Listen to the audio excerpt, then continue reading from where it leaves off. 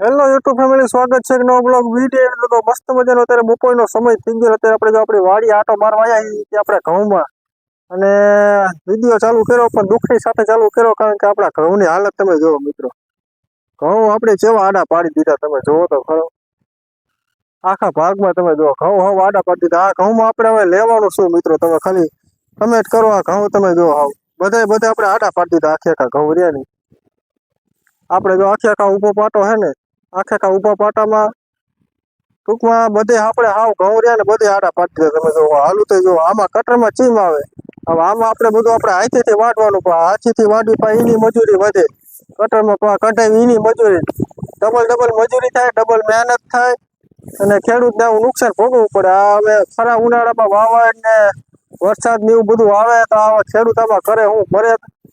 તમે જો આ એટલી નુકસાની ને ઘઉંમાં આખા ઝેરા તમે જો બધા આડા પાડી દીધા. તમે જો ફૂલ નુકસાની છે મિત્રો ઝેરામાં.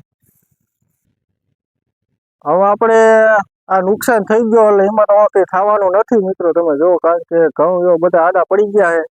આમાં હવે કઈ ભરે એવું નથી ને હવે કઈ થાય એવું નથી. જે હાથમાં આવી હવે લેવાની વસ્તુ બધી એવી બધી વાત છે. હવે બાકી હવે જો આપણે આવા ઘઉં છે અને ઘઉં આપણે કાઢવાના જ હતા, વાવડ આવી છે અને વરસાદ આવ્યો ને એવું બધું આવ્યું ને હવે એમાં તો આપણે કોઈ કઢાઈ ન લીધી. હવે કટર વાળા ની અત્યારે એટલી ભીહ, કટર વાળા કોઈ આવતા નથી, અને પાછા માવઠા એવા અત્યારે આવે કે વાત જવા દો. હવે આપણે આની ક્યાંક આગલી સિઝનમાં ક્યાંક સારો પાક લઈશું અને સારો પાક મળે એવી આપણે આશા કરવી. અને અત્યારે આમાં તો જે મળે લેવાનું છે.